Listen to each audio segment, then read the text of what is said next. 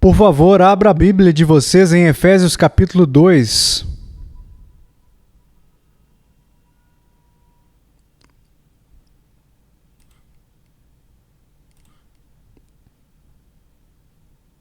É um grande privilégio para mim estar aqui hoje e falar com vocês a respeito do Evangelho de Jesus Cristo.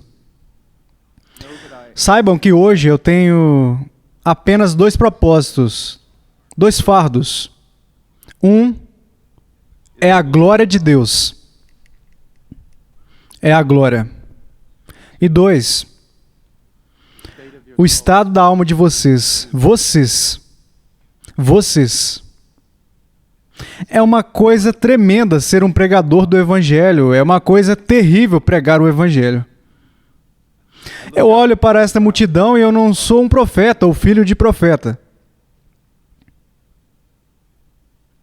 Mas se os números forem verdadeiros, eu estou olhando para algumas pessoas que vão morrer e vão adentrar na glória pela fé em Jesus Cristo. E estou olhando para outras pessoas que vão morrer e serão lançadas no inferno. É uma realidade incrível, né? Quando você crê nessas coisas. Você olha para as pessoas, como eu estou olhando para vocês, e não sabe o quão bom ou quão bem está a sua alma. E esse é o propósito aqui hoje. Eu estou muito velho para me preocupar quão bem você pensa o que eu prego. Eu poderia me importar muito pouco com a eloquência. Faço isso porque eu quero que as pessoas sejam salvas. Agora, eu vou tentar dissecá-lo. Eu espero que o Espírito de Deus receba a palavra de Deus e a exposição para iluminar a mente de vocês, para conceder a vocês a satisfação de que vocês realmente tenham nascido de novo, ou tirar toda e qualquer satisfação e mostrar a vocês que vocês estão nu diante de Deus, sem a justiça de Cristo, e que se vocês morrerem hoje, vocês vão para o inferno. Esse é o propósito que eu tenho aqui hoje na pregação. Efésios capítulo 2, versículo 8. Porque pela graça sois salvos mediante a fé, isso não vem de vós, é dom de Deus, não de obras para que ninguém se glorie. Pois somos feitura dele, criados em Cristo Jesus para boas obras, as quais Deus de antemão preparou para que andássemos nelas. Vamos orar. Pai, há coisas que precisam ser realizadas aqui e que ninguém mais pode fazer. Senhor, para a glória do Teu Filho, para o louvor do Teu Filho, que o Teu Espírito venha iluminar e regenerar, concedendo luz e vida para aqueles que escutam a Tua palavra. Conceda segurança a quem Te conhece. Tire toda a segurança daqueles que não fazem isso. Em nome de Jesus. Amém. Acho que se eu pudesse dar um título para essa pregação, seria numa forma de uma pergunta. Você é uma obra de Deus? Há evidência de que o Deus que você declara que começou uma boa obra em você no dia da salvação, está continuando essa obra? Existe uma evidência de que Deus está trabalhando em você? Não que Ele acabou de te salvar da sua condenação, mas que Ele está salvando você do poder do pecado. E que você tem a esperança de que um dia Ele vai te salvar da presença do pecado. Pode ser dito dessa maneira. Deus assumiu o controle da sua vida? Ou você é capaz de fazer isso? O que te agrada pensar nisso? No que você quer pensar? Além de qualquer intervenção paternal do Senhor, uma intervenção de Deus. Eu estou diante de vocês hoje como um cristão normal, Mas eu estou 100% ciente de que eu não pertenço a mim mesmo. E eu sei disso. Se eu der um passo em falso, se eu seguir um caminho que Ele não prescreveu, Ele virá atrás de mim. E Ele vai tratar comigo. Ao ser salvo, eu estou em uma posição que eu não posso fugir de Deus. Ele não vai deixar eu fugir. Mas se você pode correr como um cachorro no meio do campo selvagem, se você pode ter pensamentos contrários à vontade de Deus, se você pode fazer as coisas em segredo, contrariando a vontade de Deus, e Ele não vem até você, é porque você não pertence a Ele. Você não é dele. Mas enquanto você respira, isso pode ser remediado. Você pode se tornar dele. Tudo o que você deseja é ser dele, você pode ser dele. Em primeiro lugar, Paulo começa, porque pela graça, favor imerecido, sois salvos. Se eu morresse agora, eu iria para o céu por uma razão. Jesus Cristo derramou seu sangue pelos pecadores. Eu tenho exatamente a mesma esperança de que o ladrão na cruz tinha. Não ganhei nada por obras em todos esses anos. Não tenho nada para oferecê-lo como mérito pela minha salvação. Eu sou salvo porque Ele morreu pelos pecadores. E é isso. Eu não tenho esperança nenhuma em mim mesmo. Nenhuma. É uma declaração incomum. O livro de Hebreus fala sobre o arrependimento das obras, das boas obras, das obras mortas. O que isso significa? Quando nos tornamos cristãos, não apenas nos arrependemos do pecado ou de pecar, mas nos arrependemos de confiar em nossas boas obras. Você não vai para o céu com um fiapo de justiça própria nas suas costas. Aqueles que de verdade creem, até mesmo os mais imaturos, aqueles que são mais recentemente convertidos, irão reconhecer, porque eles foram ensinados por Deus, eles são ensinados pelo Espírito de Deus, eles não têm esperança em si mesmos de jeito nenhum, nada, zero, nenhum. Há apenas um herói nessa história e é Jesus Cristo e mais ninguém. Tudo o que nós somos apenas pessoas que merecem o inferno, que foram salvas pelo nosso irmão mais velho.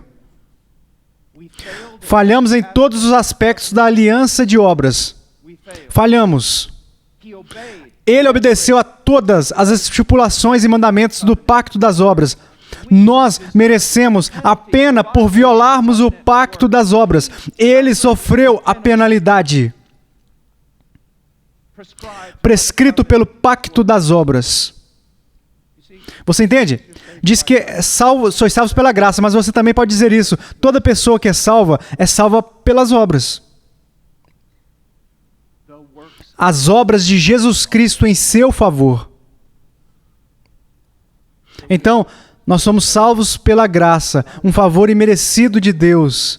Se você perder isso, você perdeu o cristianismo. Através da fé. Pela fé. Pela fé. Um cristão genuíno pode duvidar da sua salvação? Absolutamente. Um cristão genuíno pode cair no desespero. Um cristão genuíno pode lutar com a segurança. E às vezes até mesmo Deus será aquele que irá tirar a segurança de um cristão, um crente, de uma maneira como ele estivesse disciplinando ele.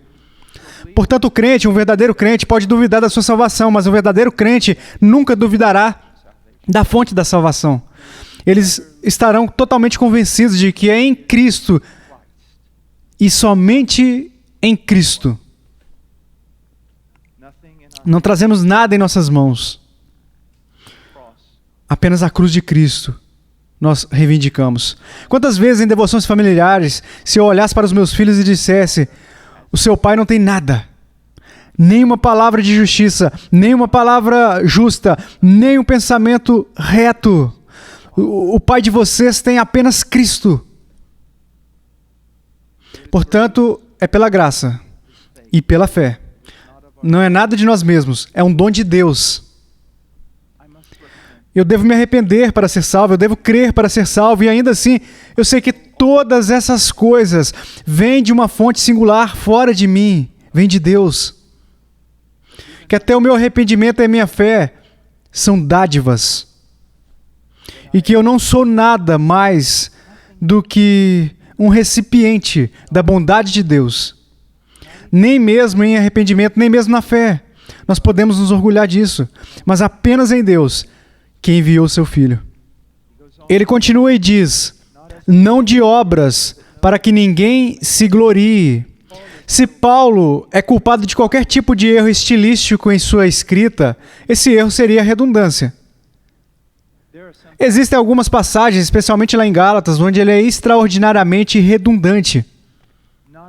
Não de obras, não de obras, não de obras, não de obras, não de obras, não de obras. Nenhum mérito humano. E é isso que ele está fazendo aqui. Não de obras, para que ninguém se glorie. Aquele que se gloriar, glorie-se nisso, glorie-se no Senhor, apenas, somente no Senhor. Até o grande expositor Martin Lloyd Jones, aqueles que o visitaram nos últimos dias de sua vida, ouviam ele dizer apenas isso: eu sou um grande pecador, mas Cristo é um grande Salvador. Este é um homem tão santificado e santo que certa vez ele foi visitar um amigo no hospital. Ele se assentou lá por um tempo com ele, então ele saiu e foi. Eu ouvi isso aí um monte de vezes, na verdade, de várias pessoas. Eles disseram, depois que ele saiu, médicos, enfermeiras, o pessoal se aproximou e perguntou, quem era aquele homem santo? E ainda, Martin Lloyd Jones, o fim da sua vida, tudo o que ele poderia dizer era, eu sou um grande pecador e Cristo é um grande Salvador. É isso. É isso. É isso. O triunfo do nosso irmão mais velho. Mas então veja o que acontece. Ele continua e ele diz agora, isso é a Escritura. Ninguém poderia fazer isso. Alguém perguntou a um amigo meu uma vez que estávamos pregando na universidade e um jovem se levantou. Ele era meio tolo. E ele disse, como você sabe que a Bíblia é a palavra de Deus? E o meu amigo, brilhantemente, e eu esperava que ele entrasse em uma diátribe, sem remorso, bem requintada. Mas quando o jovem disse, como você sabe que a Bíblia é a palavra de Deus? O meu amigo simplesmente disse, bem, porque eu li. Eu li ela.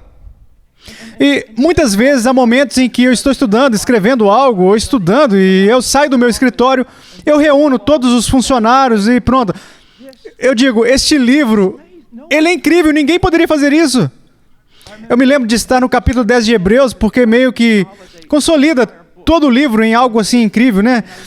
E eu provavelmente 3 ou 4 semanas eu estava estudando Hebreus 10 e eu ia todos os dias, ninguém poderia escrever isso. É impossível. É uma tapeçaria que nenhum ser humano seria capaz de tecer. E aqui nós vemos isso porque ele vem e nos diz que é tudo pela graça. O que poderia levar algumas pessoas não instruídas a pensar imediatamente no antinomianismo.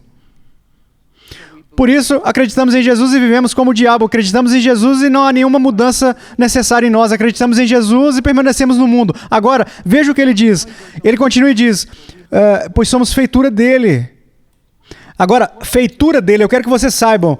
E Paulo, ele diz que não começou naquele momento que você foi salvo porque você creu. Tudo começou antes da fundação do mundo. Essa é uma obra longa. Essa é uma obra bem pensada. E o fim dessa obra... Você sabe por que a obra não vai falhar? Primeiramente, não é apenas porque Deus te ama. Ela não vai falhar por causa da sua reputação. O seu nome está em jogo. Ele está demonstrando o que pode fazer. Ele não vai permitir que isso falhe. Veja, não se trata apenas de você chegar à linha de chegada e ser recompensado por ter chegado lá. É a respeito de você chegar à linha de chegada e ele ser adorado porque foi ele quem te carregou. Você sabe, aquele pôster lindo que tem uma foto de uma areia e umas pegadas e de, sabe, caras caminhando nesse sonho e ele vê as pegadas de Deus caminhando bem ao lado assim dele. Mas quando ele chega nesses tempos difíceis, há apenas um conjunto de pegadas. E ele pergunta, Deus, onde o Senhor estava? Suas pegadas desapareceram. E Deus diz, não, meu filho, foi nesse momento que eu te carreguei. Essa é provavelmente a coisa mais estúpida que eu já ouvi. Sem dúvida, essa é a coisa mais estúpida que alguém já escreveu. Agora, vá arrancá-lo da parede. Eu nem me importo se a sua avó deu para você, basta simplesmente arrancar da parede. Ele sempre carregou você. Ele te carregou desde o ventre. Antes mesmo de você se converter, Ele carregou você. O que você está pensando?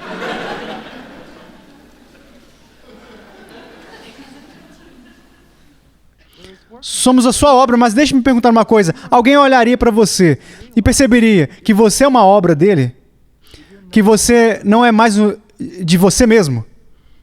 Você não é como uma peça de Lego animada que, por sua própria vontade, pode adicionar outras peças a você de acordo com o que você quiser. Mas existe um construtor, a parte de você que está trabalhando. E às vezes ele constrói de uma maneira que você vai, sim, é isso que eu teria feito, mas muitas vezes ele constrói de uma maneira que você diz, eu nunca teria escolhido isso por mim mesmo. Existe alguém, a parte de você no controle de quem você está se tornando. Você pode dizer isso, agora não minta para si mesmo. Você pode dizer isso? Que ele está carregando você? E ele está edificando você, está fazendo você de acordo com o plano dele. Ou você não conhece nada experimentalmente do que eu estou falando? Você acabou de fazer uma oração um dia e algum pregador batista teria saído melhor, assim, sendo tipo um sacerdote da igreja católica, declarou você com uma autoridade vazia que você agora é um crente. Ou você se arrependeu dos seus pecados, creu e então passou a ser propriedade e construção de um Deus que fará com você tudo o que Ele quiser. Você está entendendo? Agora, pois somos feitura dele, criados em Cristo Jesus para boas obras. Você diz, sim, eu estou em construção, sou uma das peças de Deus em que Ele está trabalhando. Prove. Prove isso. Onde estão as suas boas obras? Onde estão suas boas obras? Você diz, bem, boas obras, elas não nos salvam. Você acabou de dizer que elas não salvam, absolutamente, elas não nos salvam. As boas obras são o resultado de termos sido salvos. As boas obras são a manifestação contínua do poder da graça. Do poder de Deus. Aquele que começou uma boa obra em você vai finalizar. Onde estão elas? Jovem, saiba disso. Se você realmente se converteu, isso também será requerido de você. Nunca pense que essa pessoa, sabe, confiou em Cristo aos 10 anos. E não devemos esperar qualquer transformação. Sim, nós devemos esperar. Sim, devemos, de fato. É isso que os pastores sábios procuram. A graça transformadora. Graça salvadora. Uma graça transformadora. Você está salvo? Você é uma feitura dele? Como você sabe? Ele te convenceu do pecado? Ele te lidera num caminho de retidão? Você tem a sensação de que não é mais de si mesmo? Veja, isso é real, isso é sobrenatural. Esta é a salvação. Agora, vamos partir daqui por um momento e eu quero que vocês possam ir até Hebreus 12.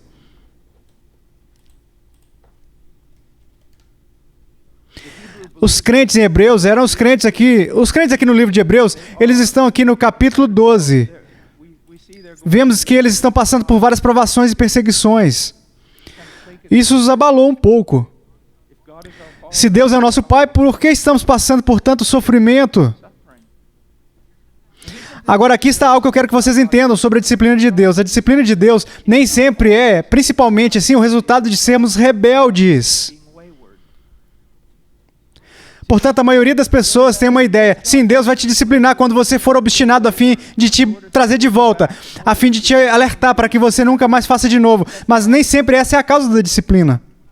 Quando eu era menino, eu queria ser jogador de basquete. Eu tinha as pernas fracas. Então, lá na fazenda, nós íamos por uma estrada onde a gente ia distribuindo feno durante todo o inverno para o gado. E a gente chegava ao final da estrada, estávamos provavelmente a cerca de 1 quilômetro de casa. Então meu pai e as minhas botas ali, ele tinha umas botas grandes, pesadas, ele colocava mais peso nos tornozelos para eu correr atrás do caminhão.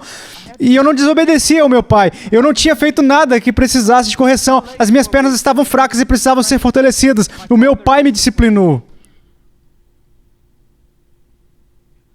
Era necessário. Não era porque eu era desobediente, era porque eu precisava me fortalecer. Eu precisava mudar. Então saiba disso. Bem, vamos olhar. Versículo 7. Capítulo 12. É para a disciplina que perseverais. Deus vos trata como filhos. Pois que filho há que o pai não corrige? Mas se estáis sem correção, de que todos se têm tornado participantes, logo sois bastardos e não filhos. Você pode correr? Você pode fazer o que você quiser? Você pode vir aqui e fingir ser um religioso? E também estou falando para vocês, jovens. Você pode vir aqui, fingir ser obediente, ouvir o estudo da Bíblia e tudo mais, mas na sua vida particular, nos seus próprios pensamentos ocultos, quando ninguém mais está olhando, você saboreia o pecado, você ama o pecado, você se deleita no pecado. E Deus, os seus pais não sabem disso, mas Deus, que é onisciente, sabe disso e não faz nada. Ele não é esse tipo de pai. Ele não é um pai que abandona. Se você pode correr livre por aí no pecado, sem a disciplina de Deus, é porque você não é um filho de Deus. Agora, ele é paciente, ele é misericordioso. Mas não se engane, você não vai continuar pecando se pertencer a ele. Você não vai. Vocês se lembram da passagem de Esaú? Amei Jacó e me aborreci de Esaú. Pense nisso por um momento. Deus abençoou Esaú. Cada promessa feita a Esaú, Deus cumpriu. Esaú era rico. Esaú era poderoso. Esaú, ele tinha uma linhagem. Ele teve uma linhagem, uma descendência depois dele. Ele tinha. E não há nenhum relato nas Escrituras onde vemos Esaú sofrendo.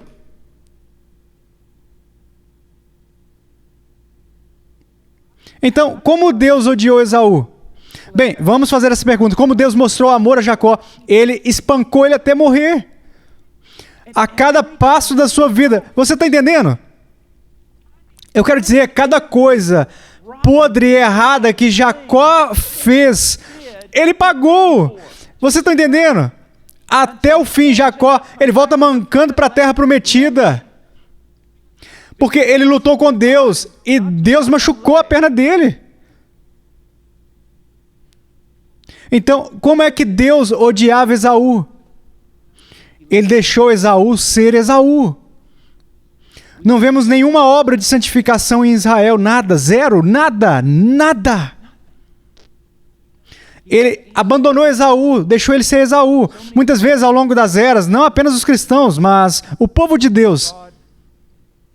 Na nação de Israel, os justos clamavam, por que os iníquos prosperam?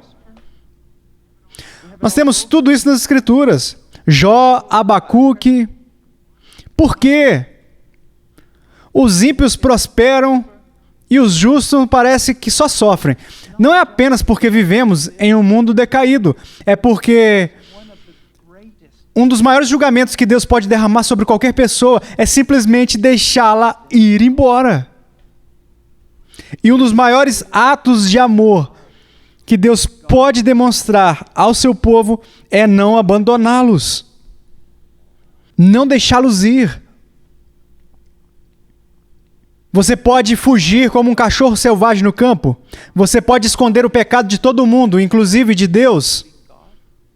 Você não pertence a Deus, porque eu te garanto que você não está escondendo o seu pecado. Você simplesmente está fora da família dele.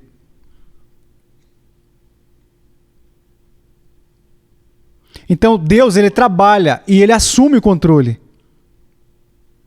Ele trabalha e assume o controle de cada um que ele salva. Agora vamos para uma passagem das Escrituras no Antigo Testamento, onde isso se torna um tanto claro. Vamos para Ezequiel 36. Aqui Deus está prometendo renovar a nação de Israel. Mas existem alguns princípios aqui, existem algumas coisas que podemos extrair deste texto, que se aplicam ao povo de Deus em todos os lugares. Em primeiro lugar, no versículo 22, capítulo 36, ele diz... Diz, e portanto a casa de Israel, assim diz o Senhor Deus, não é por amor de vós que eu faço isto, ó casa de Israel, mas pelo meu santo nome, que profanaste entre as nações para onde fostes. Vindicarei a santidade do meu grande nome, que foi profanado entre as nações, o qual profanastes no meio delas. As nações saberão que eu sou o Senhor, diz o Senhor Deus, quando eu vindicar a minha santidade perante elas. Por que é que quando Deus salva uma pessoa, Ele não vai deixar essa pessoa abandonada sozinha, mas vai trabalhar e trabalhar e trabalhar para santificar essa pessoa, para transformar essa pessoa, para conformar essa pessoa à imagem de Deus? Por que Ele faz isso? Ele faz isso pelo seu próprio homônimo, porque a sua reputação está em jogo. A calúnia seria essa: você tinha o poder de livrá-los da condenação do pecado, mas não tinha o poder de livrá-los do poder do pecado. Você começou uma boa obra neles, mas não conseguiu finalizar. Agora, marca aqui por um segundo, eu quero que vocês corram por um momento para o livro de Números, capítulo 14,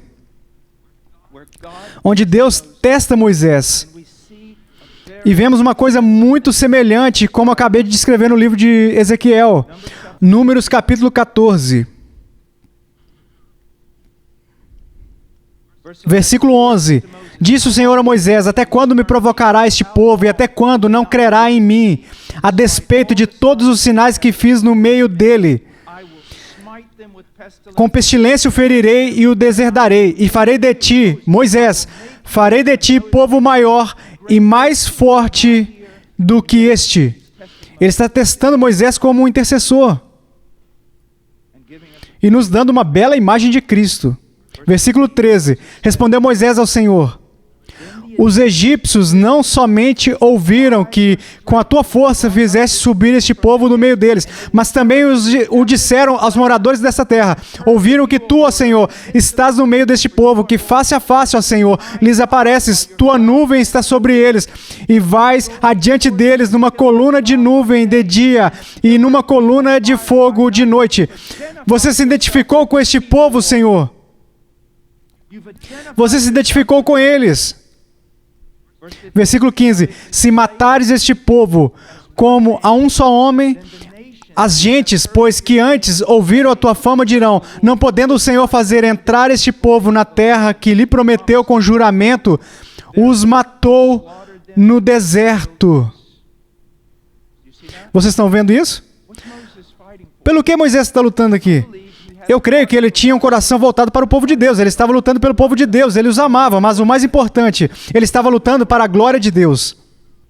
Ele disse: o Senhor salvou essas pessoas, o Senhor os tirou do Egito, e todas as nações sabem disso. O seu nome está sendo identificado com essa obra, e todos sabem que o Senhor prometeu colocá-los na terra prometida. Agora, se o Senhor matá-los aqui no meio do deserto, todos dirão que o Senhor não pôde fazer o que o Senhor decretou que iria fazer. É por isso que quando eu me levantei aqui, eu disse não apenas que estou preocupado com vocês, mas com a própria glória de Deus. Incontáveis pastores evangélicos, incontáveis pastores em sua denominação, as Batistas do Sul, eles trazem blasfêmia ao nome de Deus. Blasfêmia, e vocês precisam saber disso. E no dia do julgamento, isso não irá terminar bem para eles. Eles pregam um evangelho tão superficial, eles não têm nenhum conceito de conversão, regeneração, ou da obra do Espírito Santo na alma de um homem. E assim a grande maioria da igreja é carnal, porque a grande maioria das suas assim chamadas igrejas não são convertidas e não são regeneradas. Então as nações olham. As nações olham e dizem: onde está o Deus de vocês? Então, as Escrituras cumprem, o nome de Deus é blasfemado por vossa causa. Não. Deus salva um homem da condenação do pecado e Deus não vai deixar ele fugir, porque ele começa a salvá-lo do poder do pecado. O crente alcançará a perfeição nesta vida? Absolutamente não. Mas haverá uma mudança perceptível. Sim. Por quê? Porque houve uma mudança ontológica. Veja, se algum homem está em crise, uma nova criatura, você simplesmente não virou a página, você simplesmente não decidiu entrar para um clube, você simplesmente não se fortaleceu em sua vontade de viver de uma nova maneira. Não, você foi ontologicamente alterado, sua natureza foi transformada, seu coração foi mudado, você se tornou uma nova criatura. Uma nova pessoa. Você se torna parte da nova criação, do novo céu e da nova terra. E Ele está se preparando para isso. Agora, Ele transformou você ontologicamente. O que eu quero dizer é que Ele mudou a sua própria natureza. Então Ele começa a trabalhar em você a fim de prepará-lo para este novo céu e nova terra que Ele está criando. Vemos isso. Vamos voltar para Ezequiel. Deus vai salvar Israel. Agora eu quero que vocês vejam o versículo 24. Eu quero que vocês vejam a salvação, talvez de uma perspectiva diferente. Eu converso com pessoas e elas dizem, cristãos, eu digo, por que vocês se arrependeram? Eu acreditei, eu fiz isso, eu tenho feito isso e aquilo. Vejamos o versículo 24 do texto. Deus diz, tomar-vos-ei de entre as nações. Tomar-vos-eis e vos congregarei de todos os países e vos trarei para a vossa terra. Então aspergirei água pura sobre vós e ficareis purificados. E aspergirei água pura sobre vós e ficareis purificados de todas as vossas imundícias, de todos os vossos ídolos vos purificarei. Dar-vos-ei coração novo, porei dentro de vós espírito novo, tirarei de vós o coração de pedra e vos darei coração de carne, porei dentro de vós o meu espírito e farei que andeis nos meus estatutos e guardeis os meus juízos e os observeis. Olhem para isso. A salvação é uma obra que Deus está fazendo para demonstrar a sua glória, não apenas aos homens, mas aos anjos. E Ele não vai deixar isso falhar. Aquele que começou uma boa obra em você, Ele vai continuar. Ele assumirá o controle da sua vida. Ele vai te colocar em construção. E as pessoas vão ver você mudar. E se não houver mudança, não há obra de Deus. Porque Ele está fazendo isso para demonstrar o quão poderoso Ele é. Vocês estão entendendo? Agora, veja algumas coisas. Versículo 25. Então aspergirei água pura sobre vós e ficareis purificados. De todas as vossas imundícias e de todos os vossos ídolos vos purificarei. Eu conto uma ilustração. Eu fui criado em uma fazenda em Illinois. E os meninos da fazenda adoram nadar em lagos, rios e tudo isso. Eles nadam até na água atrás do gado também. Eles nadam em todos os lados, só não gostam de tomar banho. E eu entrei sujo, eu estava imundo. Talvez alguns de vocês tenham sido criados em uma fazenda. Cada fenda tinha uma sujeira no meu corpo. A minha mãe disse, vai tomar banho. E eu disse... Eu estava me sentindo um homem naquele dia, eu tinha uns 9 anos, e eu disse, acho que não. Acho que não. Isso foi quando ainda era legal os pais matarem os filhos. Minha mãe olhou para mim e disse, você vai tomar banho. Ok, já disse o suficiente. Aí eu entro, eu ligo a água, saem umas gotinhas, eu entro ali, e eu vou assim, ó. Rego assim, pego a toalha branca dela e eu enxugo com a toalha. E agora, ela se tornou uma toalha preta, cheia de lama. Tudo estava indo bem. Eu estou prestes a colocar meu pijama. E a minha mãe, ela entra em jogo. O meu mundo mudou naquele momento. A minha mãe, ela foi uma mulher criada na fazenda, no rancho. Ela podia segurar o gado no braço. Ela podia fazer qualquer coisa, ela conseguia carregar feno, melhor do que um homem, e as suas mãos eram como a lima de um cavalo. A minha mãe agarrou, me apertou, ela ligou a água o mais quente possível e me esfregou com tanta força que quando eu saí da banheira parecia que a glória Shekinah de Deus estava chegando.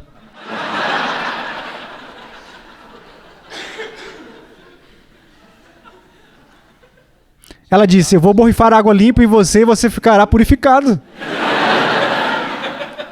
Adivinha? A minha mãe é mais poderosa do que o Deus da maioria dos pregadores.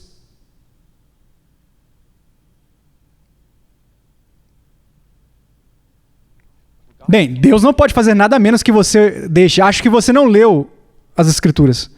Você está brincando comigo, ok? Sério? Não há uma razão pela qual ele é chamado de todo soberano? O Senhor do universo? Ele vai te deixar purificado. É igual a minha esposa, ela olha para o meu filho, um deles tem 18 anos e ele é grande, eu tenho outro de 16 anos também, já está grandinho. Os meninos podem lutar contra cavalos. A minha esposa ainda vai olhar para eles e dizer, olha, nós podemos fazer dessa maneira fácil, mas podemos fazer também da maneira fácil, porque para mim as duas maneiras são fáceis.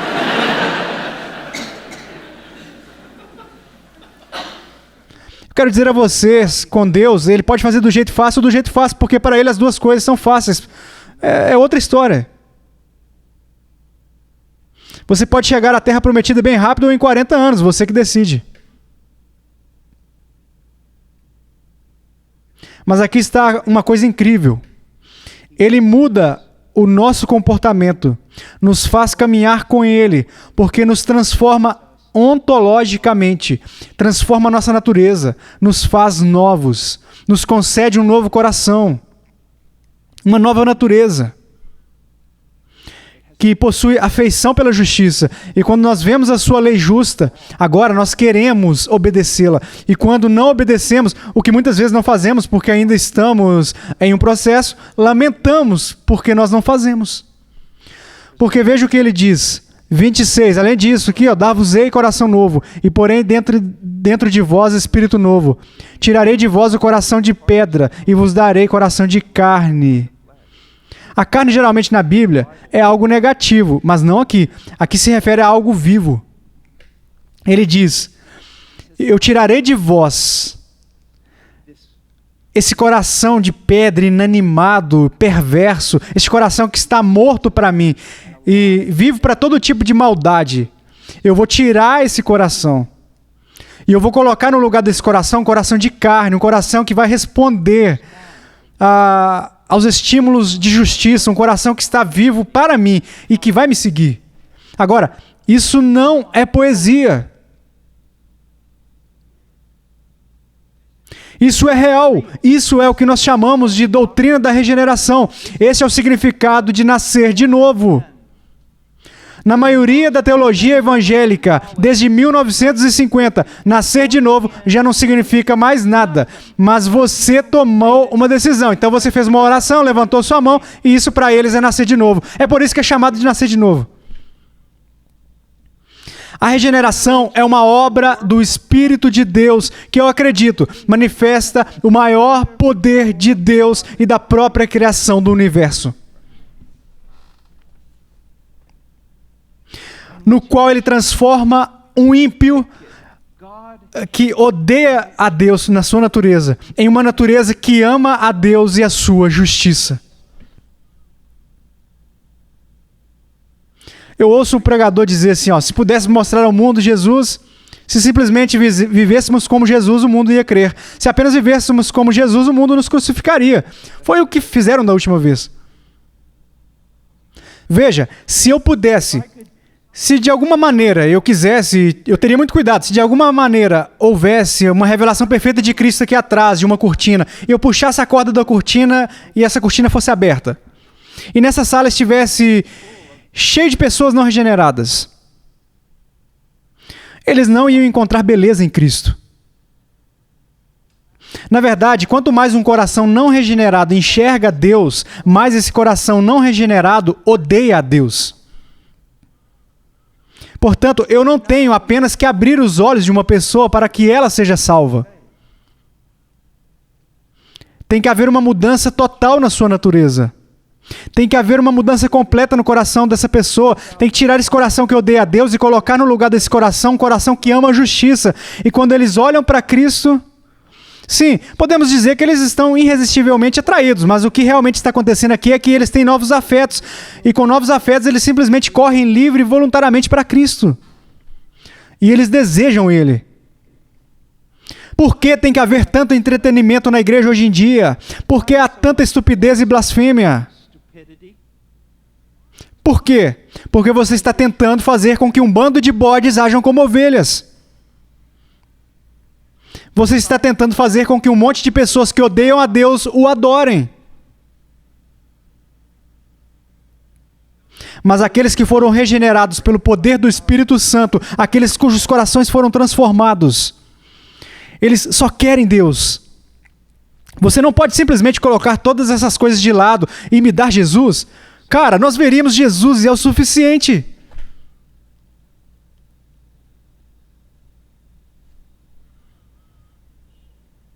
Veja o que ele diz: porei dentro de vós o meu espírito, e farei que andeis nos meus estatutos, guardeis os meus juízos e os observeis.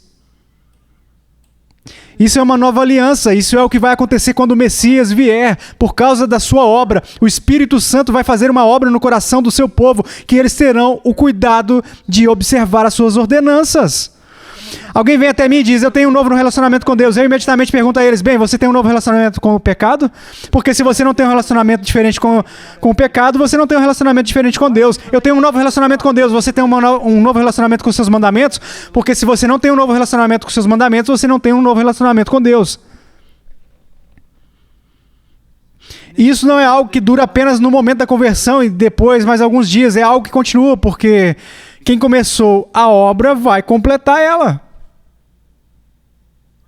Spurgeon uma vez foi repreendido porque pregou um magnífico sermão do Evangelho e então dispensou o povo, e alguém veio até ele e disse: irmão, você tem que golpear enquanto o ferro está quente. E ele diz: bem, se Deus é quem está esquentando o ferro, vai ficar quente. É uma obra de Deus. Aquele que começou vai finalizar. Vai finalizar até o dia de Cristo Jesus. Agora, eu quero ir para uma passagem que muitas vezes é simplesmente assim, as pessoas não sabem que ela está lá, mas é uma das passagens mais bonitas de todas as Escrituras. Está em Jeremias 32.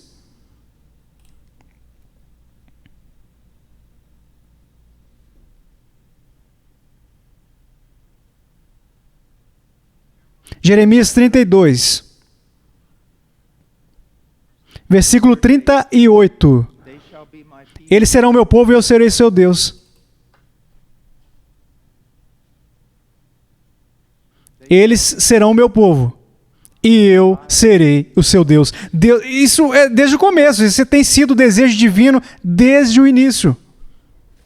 Veja, quando Israel foi tirado do Egito, o que você precisa entender era basicamente uma nação secular, não convertida, trazida do Egito. E dentro da nação de Israel havia uma pequena, minúscula maioria de crentes genuínos em Deus. E nós vemos isso, não vemos? Uma vez que entramos no deserto. Portanto, muitos pregadores vão dizer: bem, a igreja é assim mesmo, entende? Lá estava a nação de Israel e a maioria das pessoas eram ímpias e carnais e tudo mais. Mas havia um pequeno grupo de pessoas que realmente ia às reuniões de oração nas noites de quarta-feira. Enquanto a igreja é exatamente assim, sabe? A igreja não é assim. A igreja é exatamente o oposto disso. Porque, bem, vamos apenas olhar para Jeremias 31 bem rápido. A nova aliança, versículo 31, capítulo 31, versículo 31. Eis aí vem dias, diz o Senhor, em que firmarei nova aliança com a casa de Israel e com a casa de Judá, não conforme a aliança que fiz com seus pais no dia em que os tomei pela mão, para os tirar da terra do Egito. Porquanto eles anularam a minha aliança, não obstante eu os haver desposado, diz o Senhor. Eles estavam constantemente quebrando o pacto, Eles eram uma nação física, uma descendência física de Abraão, trazida por causa das promessas feitas a Abraão, porque ele seria a nação por meio da qual o Messias viria. Eles foram trazidos para fora. Mas a grande maioria não passava de violadores da aliança, idólatras, violadores da lei. Mas ele diz: quando eu chegar à nova aliança, quando eu chegar à igreja, eu farei algo diferente. Veja o que ele diz no 33. Porque essa é a aliança que firmarei com a casa de Israel depois daqueles dias, diz o Senhor. Veja, ele não vai apenas dá uma tábua externa de pedra, vai? Ele diz isso. Na mente lhes imprimirei as minhas leis, também no coração lhes inscreverei. Eu serei o seu Deus e eles serão o meu povo. Porque esta é uma obra sobrenatural, uma transformação da natureza, uma transformação do coração, uma mente iluminada, concedendo o dom do Espírito Santo. Versículo 34, não ensinará jamais cada um ao seu próximo, nem cada um ao seu irmão, dizendo, conhece ao Senhor, porque todos que estão verdadeiramente na igreja, todos me conhecerão, desde o menor até o maior deles, diz o Senhor. Pois perdoarei as suas iniquidades e dos seus pecados jamais me lembrarei. O que acontece quando alguém se torna cristão? Isso é o resultado de uma obra de recriação sobrenatural de Deus. E se isso não bastasse, ele promete que a partir daquele momento, ele também irá continuar a trabalhar neles, e a trabalhar neles, e a trabalhar neles, e a transformá-los, e a mudá-los, e a protegê-los, e a discipliná-los, até os conduzir à glória.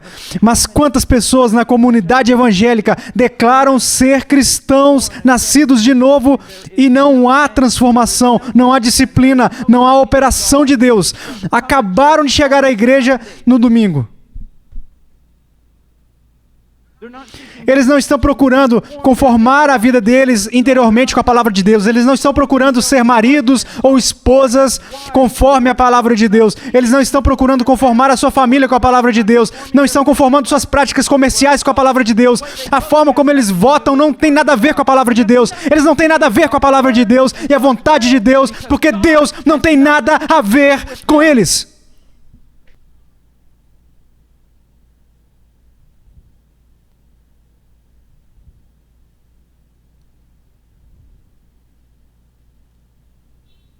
Agora vamos voltar a Jeremias 32.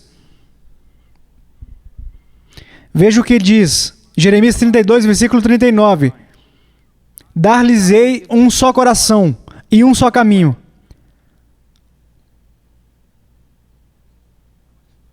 Eu estava nas selvas do Peru, estávamos em uma zona de perigo. Havíamos viajado 25 horas numa carroceria de um caminhão e estávamos cobertos de lama. Isso era muito difícil de fazer no sol da Amazônia. Finalmente chegamos a um lugar chamado Acerdadeiro e era cerca de meia-noite. E eu e o meu amigo Paco saltamos e entramos na selva, debaixo da selva, assim, nas sombras. Ninguém podia nos ver. E começamos a subir até uma pequena cidade chamada Engenho, em Tamboli. Porque os crentes estavam sofrendo, eles estavam com medo, havia terroristas e tudo mais, os maoístas, os marxistas e tudo isso. Então fizemos nosso caminho, chegamos a uma pequena aldeia e nós olhamos, eu disse, você sabe, se entrarmos nos terucos, os terroristas estão aqui, seremos mortos. Precisamos realmente ter algum cuidado agora. Vamos ficar aqui nas sombras por um momento. E de repente esse bêbado passou. E nós dissemos a ele, irmão, existem irmãos aqui? Existem alguns evangélicos aqui? E ele disse alguns palavrões e disse, você sabe, está uma velha ali, há uma velha ali. Então havia uma cabana feita de adobe, então um porão e parte de uma cabana ali cortada na encosta de uma montanha. Era apenas um buraco de argila assim, e eu bati na porta. Ela abriu a porta naquela altura, ela estava morrendo de medo, então, quando ela me viu, eu sou 2 vezes mais alto do que ela. E eu disse, somos evangélicos, necessitamos de ajuda. Somos evangélicos, precisamos de ajuda. Ela largou a lanterna, ela me agarrou, ela me arrastou para dentro, ela agarrou o Paco, arrastou ele para dentro, fechou a porta. E como uma avó, nos repreendeu por nos colocarmos em perigo.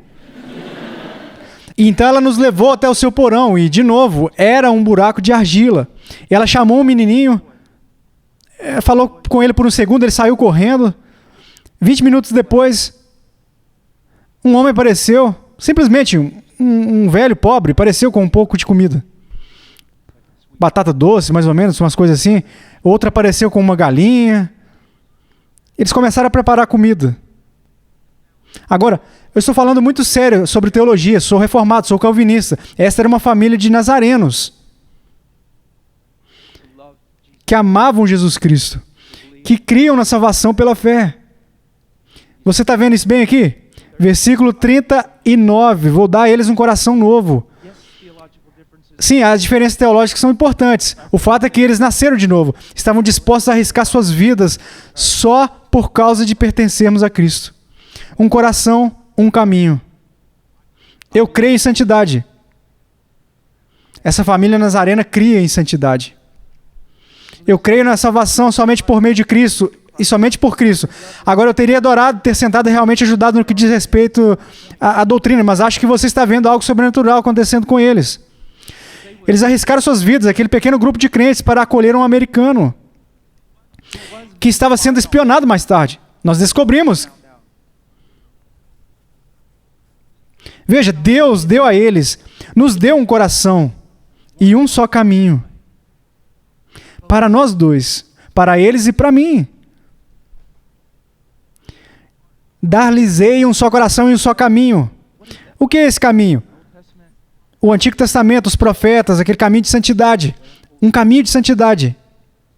Ele diz, dar-lhes-ei um só coração e um só caminho para que me temam todos os dias. Você teme a Deus? Não, não brinque comigo. Você teme a Deus a ponto de, às vezes, algo aparecer na internet e você ter que desligar e sair correndo da sala? Você teme a Deus e não assiste a certas coisas que outras pessoas assistem? Você teme a Deus e, portanto, você se veste com modéstia? Você teme a Deus e, portanto, está nas Escrituras e está orando para derrotar a carne? Você teme a Deus? Ou você é apenas um desses evangélicos sulistas corriqueiros que vai morrer e vai para o inferno?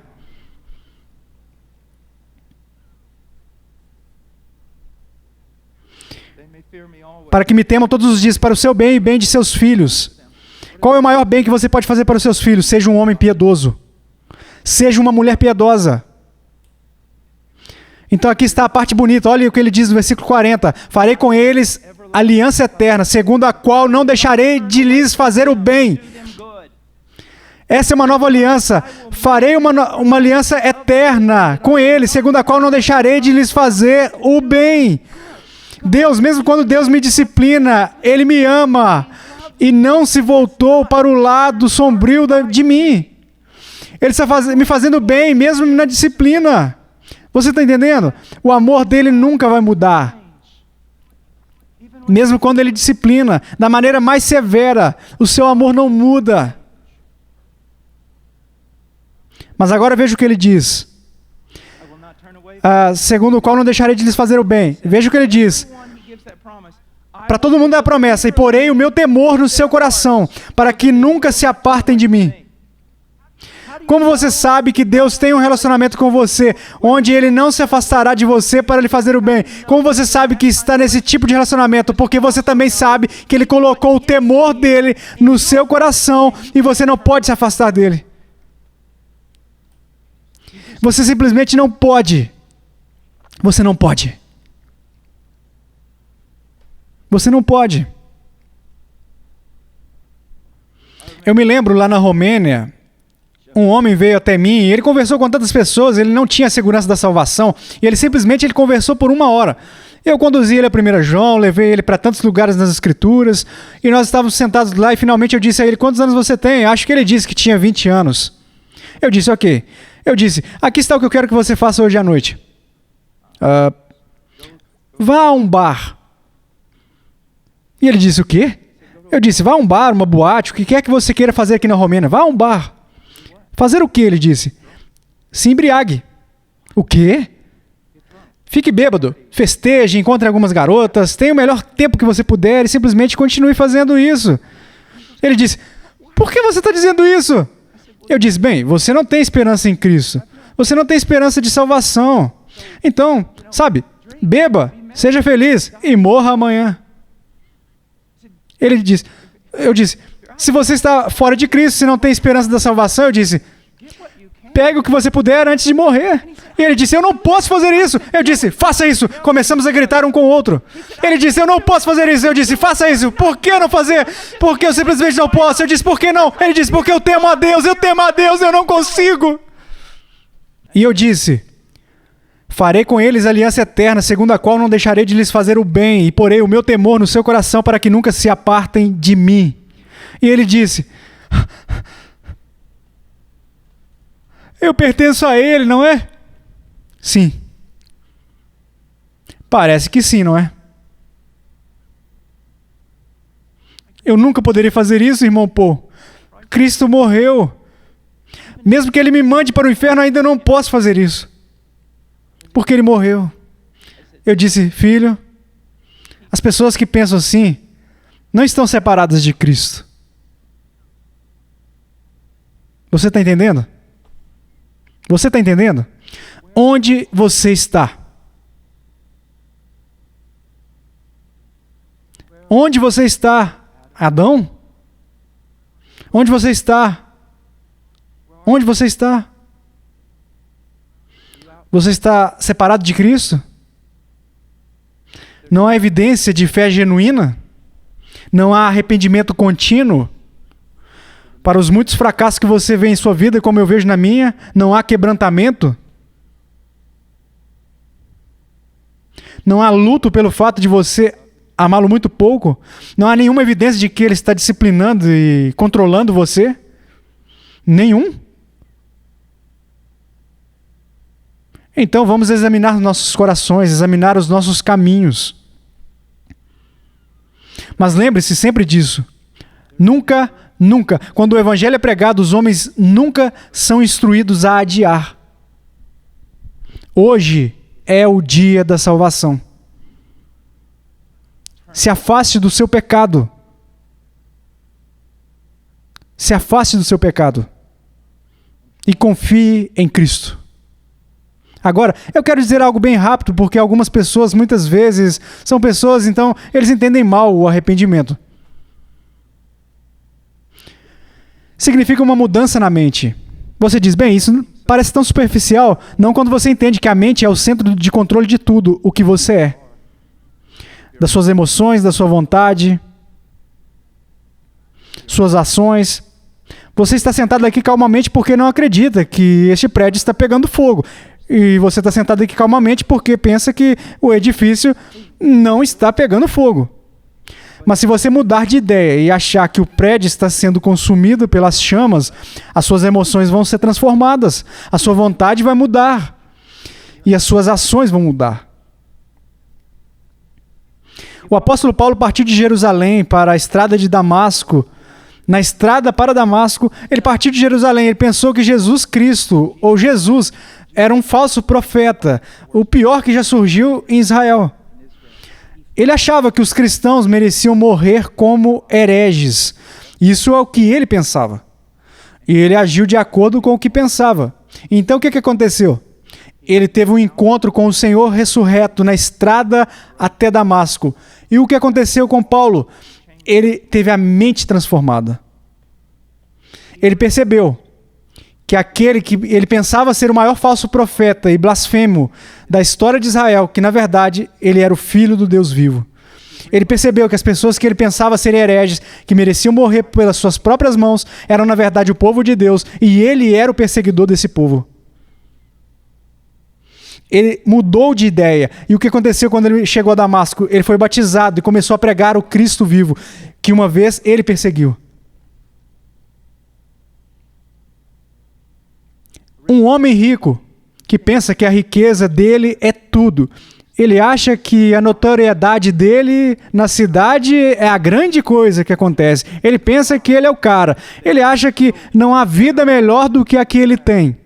Mas todos os dias, quando ele entra na sua empresa, ele tem que pisar na calçada. E há um pregador ali pregando justiça, pregando a Cristo. E ele não pode suportar esse pregador. Mas um dia, ao entrar no seu escritório, ele viu aquilo e ele foi atraído. Porque caiu do bolso do pregador, ele pegou por curiosidade e ele começou a ler aquilo. Então ele desceu, ele ligou para o pregador e disse, por favor, venha até o meu escritório. Eu preciso falar com você. Por quê? Ele percebeu, tudo em que ele acreditava estava errado. Ele estava errado a respeito de tudo o que importava para ele. Ele estava errado sobre a realidade. Ele teve uma mudança de mente. Ele sabia que ele estava errado em todas as coisas.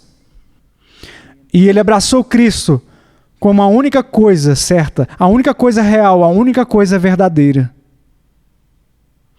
Uma menina, ela está no colégio e ela é a rainha da beleza desse colégio. Ela tem uma comitiva que corre com ela e tudo o que ela pode fazer é se olhar no espelho e pensar em maquiagem, revistas, líderes de torcida e isso que ela faz. E a superficialidade não vai longe o suficiente para descrever o que a mente dela e o coração são. Tem esse tipo de garota simples que fica sozinha no refeitório todos os dias porque ela não está no meio da multidão e está lendo a Bíblia. E um dia a menina vai ali, a rainha da beleza, só para zombar um pouquinho. Mas aí senta, começa a conversar com ela, percebe que as respostas dela não são o que ela esperava.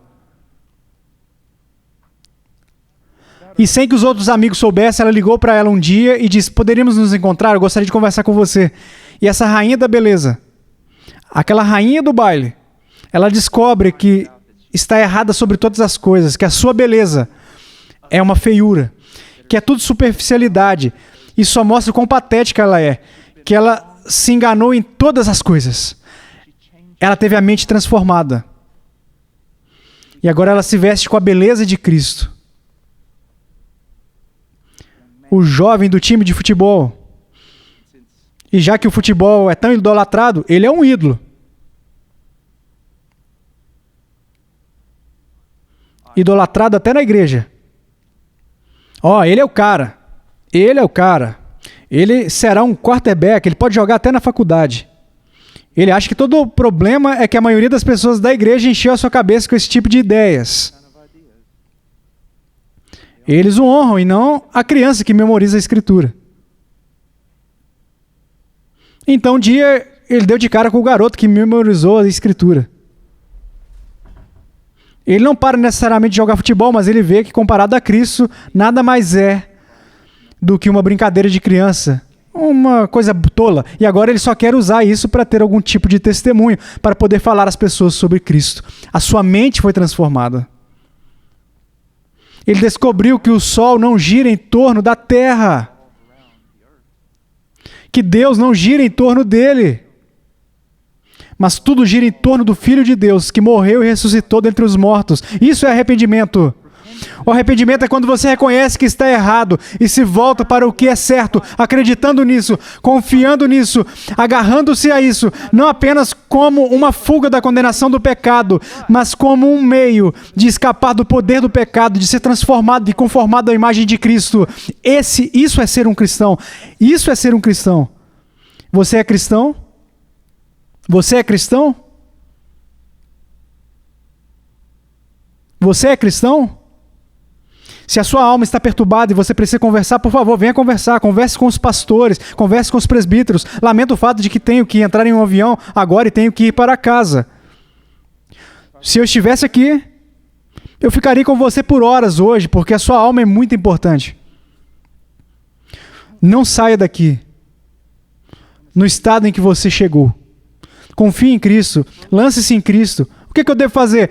Lance-se em Cristo. Lembra do que eu disse? Estou salvo agora não porque preguei por 35 anos ou fui perseguido na selva por terroristas pela causa de Cristo. Não, eu estou salvo pela mesma razão pela qual todos são salvos. 2000 anos atrás, o Filho de Deus morreu em uma cruz por este pecador miserável e ele pagou por todos os meus crimes contra Deus. Ele é tudo, eu não sou nada. Ele sempre será o herói. Eu sou apenas aquele que foi salvo pelo herói. Confie nele, jogue-se nele, abandone toda a confiança. Reconheça que você está errado em tudo, que isso não tem nada a ver com Cristo. Então simplesmente se lance em Cristo. Se lance em Cristo. Vamos orar. Pai, obrigado pela Tua palavra. Obrigado pelo Teu Evangelho. Ó Deus, e que possamos pregar isso e fazer os homens crerem, e as mulheres crerem, e as crianças crerem até serem salvos. E para a liberdade da condenação e do poder, em nome de Jesus. Amém.